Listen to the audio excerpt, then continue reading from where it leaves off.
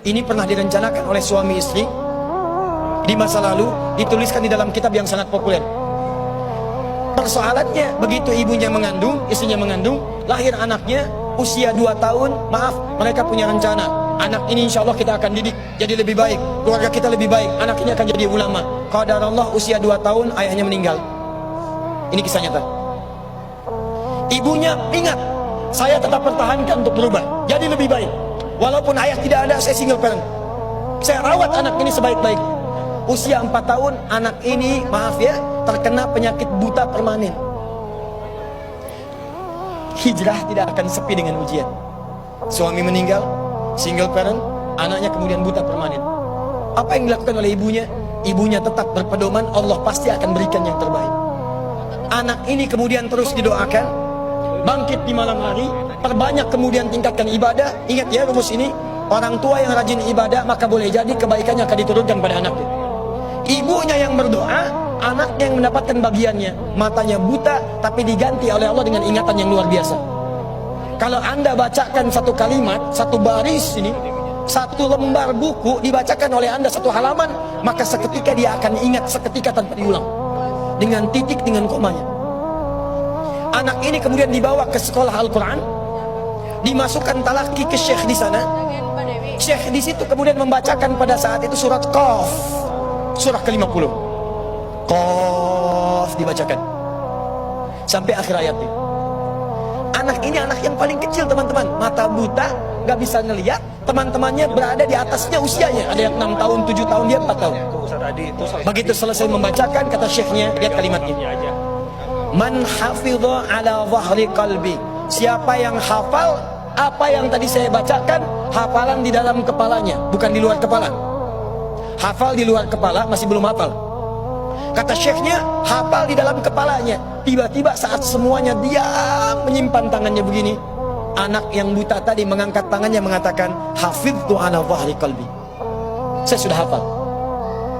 Syekhnya penasaran, kata syekhnya, bagaimana? Diambil anaknya ke depan, diminta baca, Masya Allah, bacaannya bukan hanya hafal, makhrajnya, sifat hurufnya, tajwidnya, semua mirip dengan syekhnya. Kata syekhnya, minal an tadrusul hadis, dari sejak sekarang ananda mesti belajar hadis. Pulang ke rumahnya, diantar oleh asisten rumah tangga ibu tadi. Begitu nyampe di rumahnya, wajahnya gembira, mengatakan pada ibunya, ummi, ibu, tadi saya dipuji oleh saya begini, ada kejadian begini, saya seperti ini. Kata anak ini, minal an uridul hadis, ma, sekarang saya pengen belajar hadis. Kata ibunya, ya bunayya iktafi bil Quran, anakku sayang, kamu punya keterbatasan, supaya kamu nggak capek sekarang Quran dulu, baru setelah itu hadis. Kata anaknya, lah, dia percaya pada gurunya, dia percaya pada keyakinannya, dia katakan, ma, saya pengen belajar hadis. Dia tinggalkan ibunya sambil meraba jalan begini ke kamarnya. Perhatikan baik-baik, begitu ibunya melihat, ingat kemudian dengan suaminya, ingat tentang rencana mereka, ingat tentang mereka punya rencana masuk surga bersama-sama. Teman-teman, ibunya langsung masuk ke dalam kamar, dia bentangkan sajadahnya di mihrabnya, dia salat 2 rakaat, dia bermohon kepada Allah. Saat sujud itulah dia tumpahkan segala keinginannya. Perhatikan kalimatnya. Rahasianya ada di Quran surah ke-17 ayat 110 sampai dengan 111, paling kanan sebelah atas. Ya Allah yal basir, yalladzi ala kulli syai'in qadir, a'id basirat tabni. Saya mau akhiri. Ketika tumpah air matanya, dia katakan, ya Allah yang maha melihat, mohon kembalikan penglihatan anak saya. Yal basir, yalladzi ala kulli syai'in qadir, a'id basirat tabni.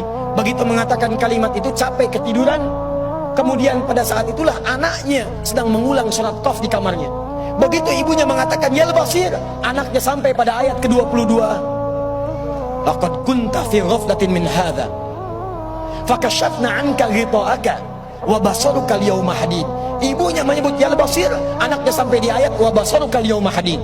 Dulu pandanganmu tertutup, sekarang kami akan buka, kamu akan melihat setelah ini dengan setajam-tajamnya. Ayat ini sebetulnya kemuliaan akhirat, tapi diturunkan mendapatkan kemuliaan dunia.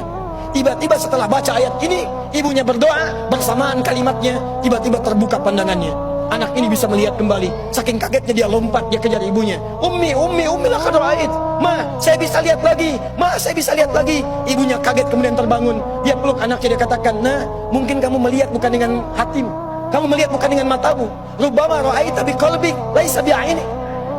Mungkin bukan matamu tapi hatimu. Kata anaknya, "Ma, saya melihat dengan mata saya. Ini mama pakai baju ini. Di sekitar kita ada benda-benda ini." Allahu Akbar. Ibunya kemudian yakin anak itu bisa melihat. Dipeluklah anaknya, keduanya kemudian menangis. Dan ibunya sejak saat itu yakin bahwa anak ini punya kemuliaan besar di masa depan. Maka disekolahkanlah kemudian tempat-tempat terbaik, belajar hadis terbaik, diingat segalanya, cepat luar biasa. Anak ini kemudian dikenal dengan luar biasa di masa depan. Nama anak ini adalah Muhammad. Bapaknya yang meninggal namanya Ismail, kakeknya namanya Ibrahim, kakek buyutnya Al-Mughirah, eyang buyutnya Al-Bardizbah, tinggal di kecamatan Ju'fah, di Kabupaten Bukhara, Provinsi Khorasan, negara Uzbekistan sekarang. Kelak di kemudian hari, dia dikenal dengan nama daerahnya Bukhara, dengan Al-Bukhari. Itulah kisah Imam Al-Bukhari.